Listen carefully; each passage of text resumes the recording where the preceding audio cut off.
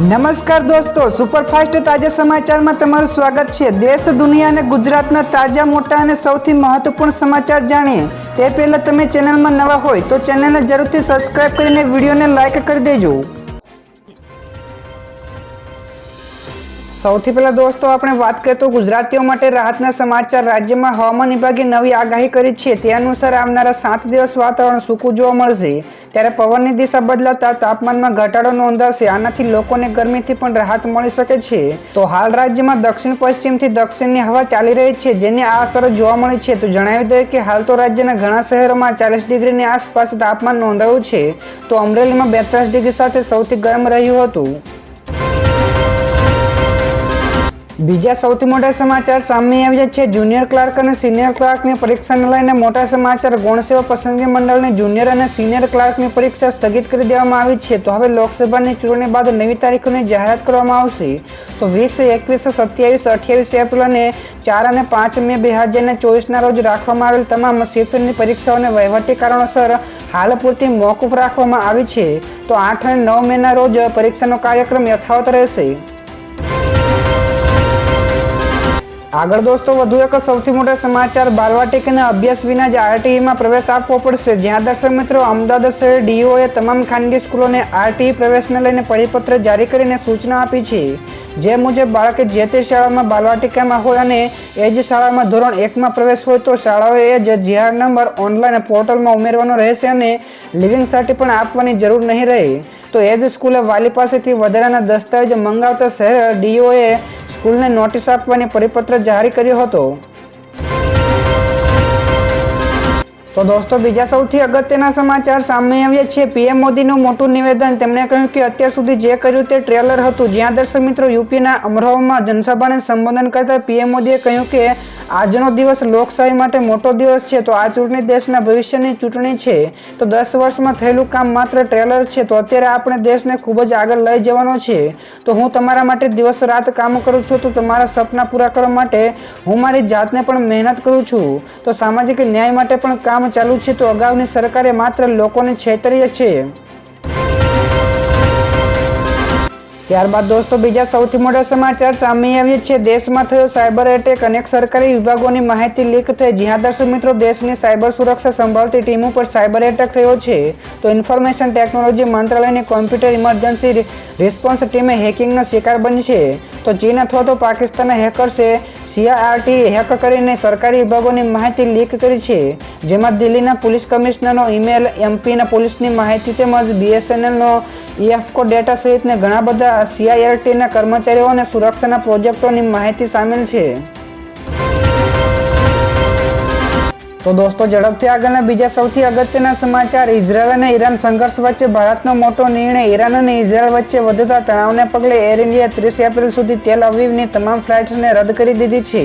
તો એર ઇન્ડિયાએ ટ્વિટર ઉપર આ માહિતી આપી છે અને લખ્યું કે અમે પરિસ્થિતિ ઉપર નજર રાખી રહ્યા છીએ। તો અમે અમારા પેસેન્જરોને સહાય પણ પૂરી પાડી રહ્યા છીએ જેઓ પહેલાથી જ તેલ અવીવની આવવા જવાની ફ્લાઇટ બુકિંગ કરાવી ચૂક્યા છે। તો આ સિવાય કહ્યું કે ગ્રાહકોને અને ક્રૂની સુરક્ષા અમારી સર્વોચ્ચ પ્રાથમિકતા છે। ત્યાર પછી દોસ્તો બીજા સૌથી મોટા સમાચાર સામે આવ્યા છે। ગઈકાલે ગુજરાતમાં ફરી એકવાર આવ્યો ભૂકંપ। જ્યાં દર્શક મિત્રો, રાજકોટમાં ભૂકંપનો આંચકો આવ્યો હતો, જેની તીવ્રતા 2.9ની હતી। જેઓ ગઈકાલે બપોરે 2 વાગ્યાની આસપાસ રાજકોટ નજીક સાપર ઇન્ડસ્ટ્રીયલ વિસ્તારમાં ભૂકંપનો આંચકો આવ્યો હોવાની માહિતી મળી છે। તો સાપર, વેરાવળ અને આસપાસના વિસ્તારોમાં આંચકાનો અનુભવ થયો હતો। તો રાજકોટથી 16 કિલોમીટર દૂર ભૂકંપનું કેન્દ્ર બિંદુ નોંધાયું હતું। તો દોસ્તો આગળ વધુ એક સૌથી મોટા સમાચાર સામે આવ્યા છે। એક સાથે 3 દેશો ઉપર હુમલો। ગઈકાલે ઇઝરાયેલે એક સાથે 3 દેશો ઉપર હુમલો કર્યો છે। જેમાં ઈરાન જ નહીં પરંતુ ઇઝરાયેલે ઈરાક અને સિરિયાને પણ નિશાન બનાવીને હવાઈ હુમલો કર્યો હતો। તો ખાસ કરીને ઈરાને ગત સપ્તાહે 13 એપ્રિલે ઇઝરાયલ ઉપર ખતરનાક મિસાઇલ હુમલો કર્યો હતો। તો ઈરાનના હુમલા બાદ એવી અટકળો પણ શરૂ થઈ ગઈ છે કે ઇઝરાયલ ચોક્કસપણે જવાબી કાર્યવાહી કરશે। જોકે ઇઝરાયલે હજુ સુધી આ હુમલાઓના અંગે કોઈ પણ સત્તાવાર સમર્થન આપ્યું નથી।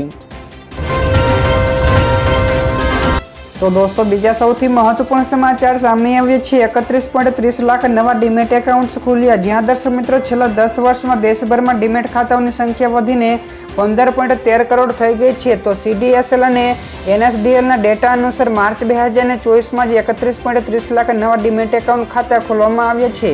તો નાણાકીય વર્ષ 2023-24માં 3.69 કરોડ નવા ખાતા ઉમેરાયા હતા. તો નાણાકીય વર્ષના દરેક મહિનામાં લગભગ 30.70 લાખ નવા ડીમેટ ખાતા ખોલવામાં આવ્યા છે.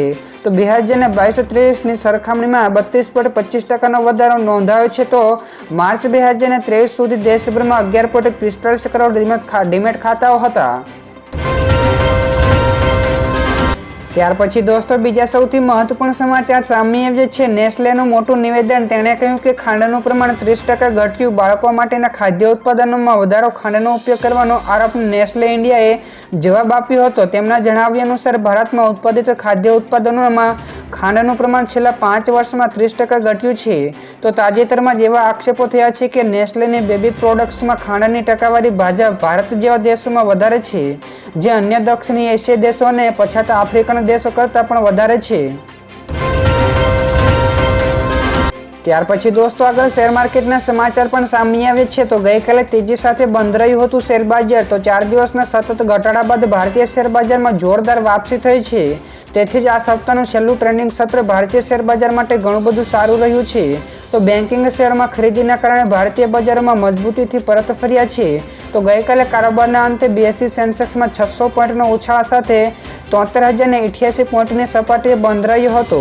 જ્યારે નિફ્ટી પણ 151 પોઈન્ટના ઉછાળા સાથે 22,147 પોઈન્ટની સપાટીએ બંધ રહ્યો હતો. તો દોસ્તો ઝડપથી આગળના બીજા સમાચારની વાત કરીએ તો ગઈકાલે પોરબંદરમાં પાણી પુરવઠા બોર્ડના મદદનીશ ઇજનેર પાસેથી 11.78 લાખની રોકડ રકમ મળી આવી છે. તો ACBએ મદદનીશ ઇજનેર સહિતના 3 લોકો સામે લાંચ રૂશ્વતનો ગુનો નોંધીને આગળની તપાસ હાથ ધરી છે અને તેમના બેંક એકાઉન્ટ પણ ફ્રીઝ કરી દેવામાં આવ્યા છે. તો પોરબંદર ACB ટીમ દ્વારા સર્ચ ઓપરેશન પણ હાથ ધરવામાં આવ્યું છે. ત્યારબાદ દોસ્તો બીજા સૌથી મહત્વપૂર્ણ સમાચાર સામે આવ્યા છે. નૌકાદળને મળ્યા નવા પ્રમુખ. દિનેશ ત્રિપાઠી 30 એપ્રિલથી સંભાળશે પદભાર. જ્યાં દર્શક મિત્રો જાણો તેમની કારકિર્દી શું છે. તો નૌકાદળના નવા પ્રમુખ તરીકે વાઇસ એડમિરલ દિનેશ ત્રિપાઠીની નિમણૂક કરી દેવામાં આવી છે. તો હવે તેઓ 30 એપ્રિલે તેમનો નવો પદભાર સંભાળશે. તો એ જ દિવસે વર્તમાન નેવી ચીફ R હરિકુમારની નિવૃત્તિ પણ કરવામાં આવશે. આગળ દોસ્તો બીજા સૌથી મોટા સમાચાર સામે આવ્યા છે. દિલ્હીમાં 20,000થી વધુ ટ્યુબવેલ એટલે કે બોર ગેરકાયદેસર છે. તો પાતળમાંથી પાણી ખેંચતા 11,000થી વધુ બોરને સીલ કરી દેવામાં આવ્યા છે. તો નેશનલ ગ્રીન ટ્રિબ્યુનલ એટલે કે NGTએ એક અહેવાલ પ્રકાશિત કર્યો છે, જે અનુસાર ગેરકાયદેસર બોરમાં સૌથી વધુ 9,128 ઉત્તર પશ્ચિમ દિલ્હીમાં જોવા મળ્યા છે. તો બધા જ એટલે કે 11,000થી વધુ બોરોને સીલ કરી દેવામાં આવ્યા છે. આગળ વધુ એક સૌથી મોટા સમાચાર. ગુજરાતની 6 આયુર્વેદિક કોલેજોની માન્યતા રદ કરાઈ. ગુજરાત આયુર્વેદ યુનિવર્સિટીએ રાજ્યની 6 જેટલી આયુર્વેદિક કોલેજો ઉપર કાર્યવાહી કરતા તેમની સાથેના જોડાણો રદ કર્યા છે. તેમાં સરકારી અખંડાનંદ આયુર્વેદિક કોલેજ અમદાવાદ, શ્રી બાલા હનુમાન આયુર્વેદિક કોલેજ ગાંધીનગર, અન્યના college of Ayurveda Kalol, Dhanvantari Ayurvedic college Mahisagar, Bhargav Ayurveda college Anand, Jay Jalaram Ayurvedic medical college ગોધરાનો સમાવેશ થાય છે. તો દર્શક મિત્રો બીજા સૌથી મહત્વપૂર્ણ સમાચાર મળ્યા છે. કર્મચારીઓના પગારમાં વધારો નોંધો. કેન્દ્ર સરકાર દ્વારા દેશભરમાં મહાત્મા ગાંધી રાષ્ટ્રીય ગ્રામીણ યોજના, રોજગાર ગેરંટી યોજનાના કર્મચારીઓના પગારમાં વધારો કરશે. તો ચૂંટણી આચારસંહિતા હેઠળ કેન્દ્ર સરકારની અરજી ઉપર ચૂંટણી પંચે પગાર વધારાની મંજૂરી આપી દીધી છે. તો ચૂંટણી પંચ સરકારની સ્પષ્ટતા સાથે સહમત છે કે પગાર વધારો એ સમયાંતરે નિર્ણય છે, તો નવો નિર્ણય નથી. તો નવું વેતન 1 એપ્રિલથી શરૂ થતા નાણાકીય વર્ષમાં લાગુ થશે.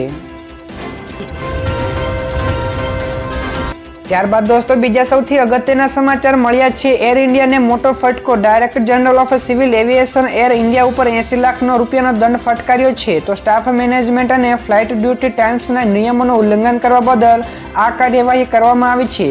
તો DGCએ કહ્યું કે ક્રૂ પાસે ઓવરટાઈમ કરાવવો, તેમનો પૂરતો વિરામ ન આપવો તેમજ 60 વર્ષથી વધુ ઉંમરના 2 પાયલોટ બાબતે ખામી સામે આવી હતી, જે ગત જાન્યુઆરી મહિનામાં પણ એર ઇન્ડિયાને રૂપિયા 1.10 કરોડનો દંડ ફટકારવામાં આવ્યો હતો. ત્યાર પછી દોસ્તો બીજા સૌથી મોટા સમાચાર સામે આવ્યા છે મલ્લિકાર્જુન ખડગેનું મોટું નિવેદન, મોદીની ગેરંટી એટલે ચાઇનીઝ અને નકલી। જ્યાં દર્શક મિત્રો કોંગ્રેસ નેતા મલ્લિકાર્જુન ખડગેએ પીએમ મોદી ઉપર આકરા પ્રહારો કર્યા હતા અને તેમના ઉપર લદ્દાખની જનતા સાથે વિશ્વાસઘાત કરવાનો પણ આરોપ લગાવ્યો હતો। ત્યારે આ સિવાય તેમણે કહ્યું કે લદ્દાખના લોકોએ બંધારણની 6ઠ્ઠી અનુસૂચિ હેઠળ સુરક્ષાની માંગ કરી છે, પરંતુ અન્ય ગેરંટીઓની જેમ બંધારણીય અધિકારીઓ સુનિશ્ચિત કરવાની મોદીની ગેરંટી એટલે કે નકલી અને ચાઇનીઝ છે। ત્યારે ખડગેએ આ સિવાય દાવો કર્યો હતો કે ચીની સેનાએ હજુ પણ અમારા વિસ્તારો પર કબજો જમાવ્યો છે।